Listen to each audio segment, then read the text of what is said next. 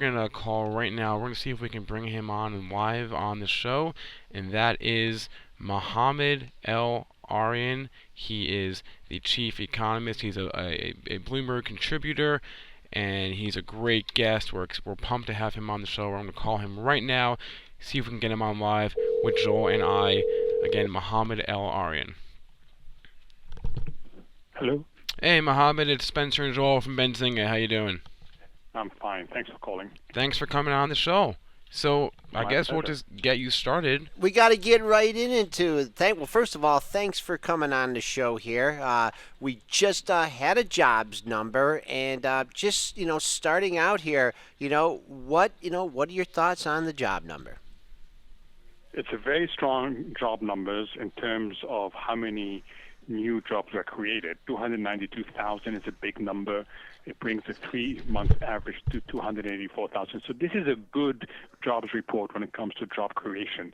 It's less good when it comes to wage increases, and that's what the country needs. But it's a good report that shows that the U.S. economy continues to heal. The Fed, they kind of avoided a disaster here, in my opinion. If they, if this number would have been weak, then they really would have questioned the first rate hike, more talks of QE and going into recession. So it looks for now, 1 month at a time here, the numbers are looking better here. So if the number's good and you're not seeing the wage inflation you want, what are your thoughts for an interest rate hike in March? So I suspect that this number encourages an interest rate hike in March. It is strong enough for the Fed to feel comfortable that its employment objective is being met. It also suggests that at some point wages will start increasing because we continue to create a lot of jobs. What I found interesting in this jobs report is that what's in the interest of Main Street is not in the interest of Wall Street. So Main Street wants a strong jobs report all around. Wall Street is nervous because they are not that comfortable that the Fed is exiting the regime of supporting financial markets. And I was a little bit surprised that the stock market did so well after the jobs report came up, but we've given up a lot of the gains that occurred on the jobs report release. No, good point. Okay, so you think they're going to move in March based on this report.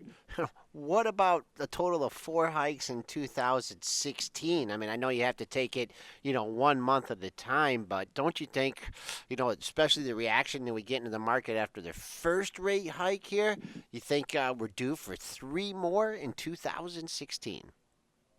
No. So based on how I see the economy right now, and things can change, but how I see it right now, we'll get about 2 hikes in 2016. I think the Fed will want to establish that it is in a hiking cycle, but it will not want to go too far. Victory for the Fed is to start normalizing, but not to break anything. So I suspect we'll get 2 hikes based on what I see now. I doubt that we get 4 hikes. Now, I think I have to agree with you on that one. So the interest rate hikes are going to have effects on the U.S. dollar. And, we've seen a strong dollar hurting U.S. exports. Give us your outlook on the dollar. Yeah, it's not just that the Fed is hiking.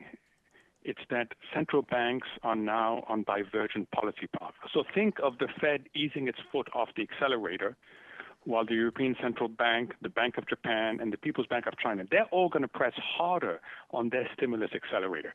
So we're going to have, for the first time in a very long time, divergent monetary policy. Now, normally, there are other steps that can be taken to reconcile this. But because of political polarization, the only game in town right now are central banks and the exchange rate. So it's hard to see the dollar not strengthen as we get more divergent central bank policies. All right. So with interest rates, obviously, are going to be reflected in the bond market here. And let's just take a look at the TLT here, as it's trading with that jobs number coming out. I mean, is it time to if we're going to get at least one more interest rate hike, is it time to, exit the bond market and perhaps allocate your resources in other areas? So the bond market is determined by a lot more than just the outlook for Fed policy. It also has to do with how the economy is doing overall. It also has to do with what investor appetite is. So if I look at the bond market right now, it's adequately priced. It's neither too expensive nor too cheap. Why? Because the growth outlook is still muted. We're not going to exit the 2 to 2.5% growth rate. And also, there's a very delicate balance in terms of buyers and sellers.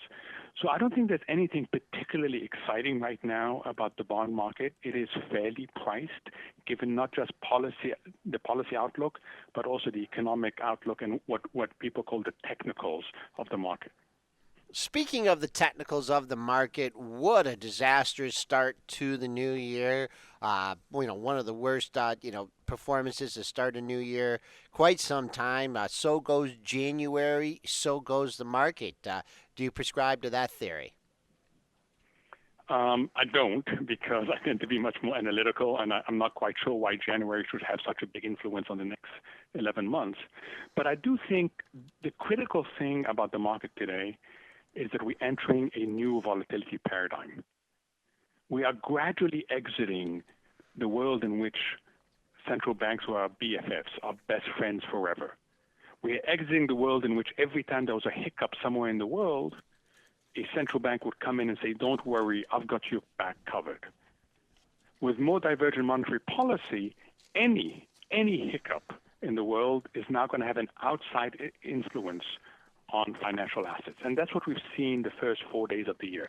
There is no reason why we should sell off the way we sold off in relation to the China news, except that we have been in a regime of repressed volatility and we're exiting.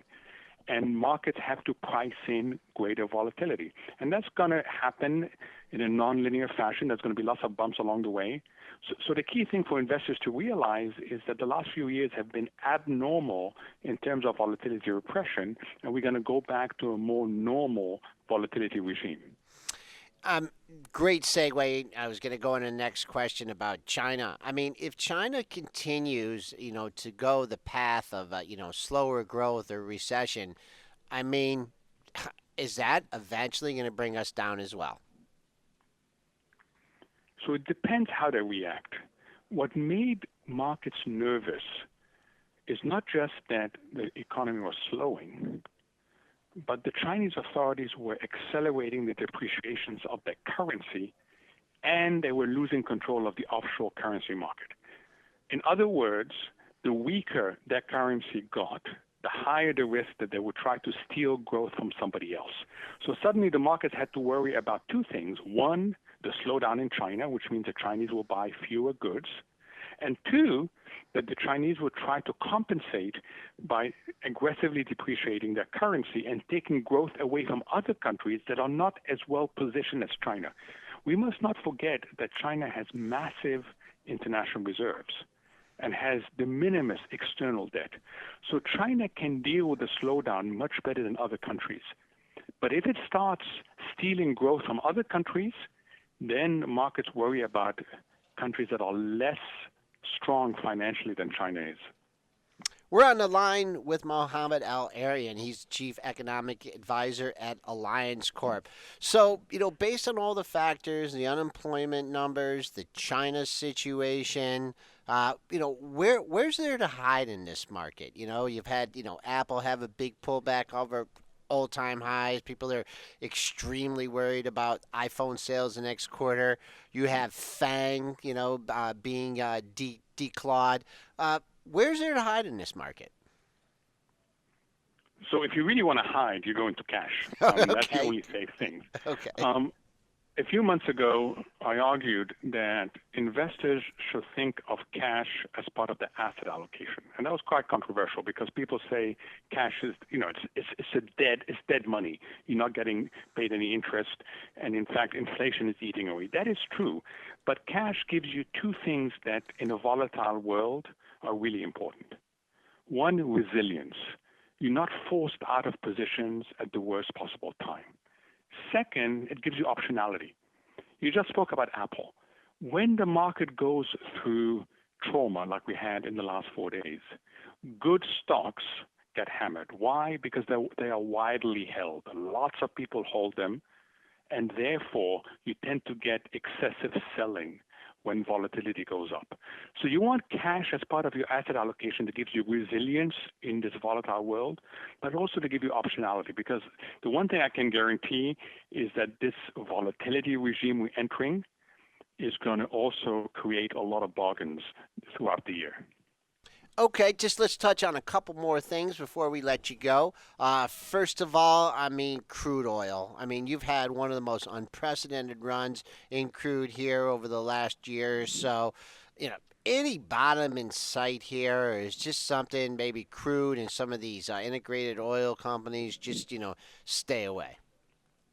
So first, oil is one of the three unhinged markets. What do I mean by unhinged market? It is a market where fundamentals no longer count. Why?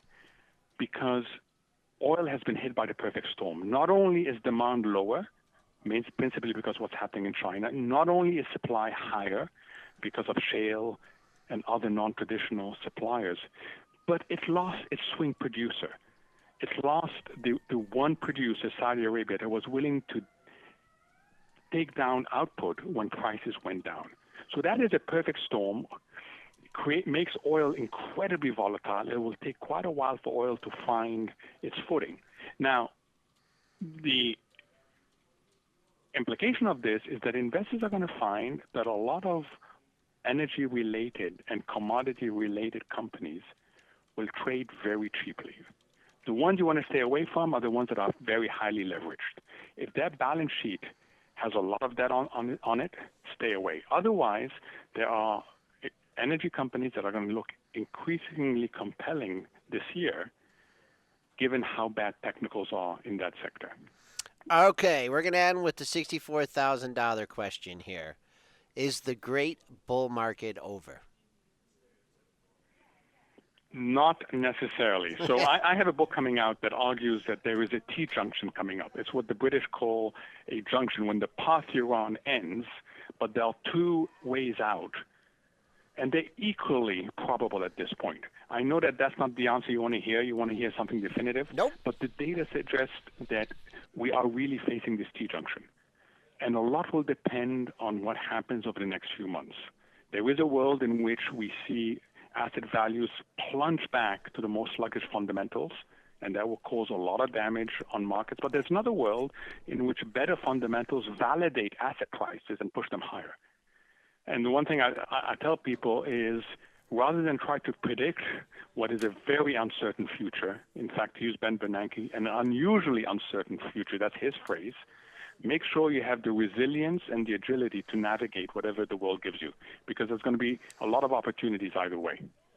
We've been on the line with Mohamed El-Erian. Mohamed has a book coming out January 26th, The Only Game in Town, Central Banks, Instability, and Avoiding the Next Collapse. Mohamed, thank you so much for coming on. Hope we can do this again soon. Thank you very much. All right, have a good day.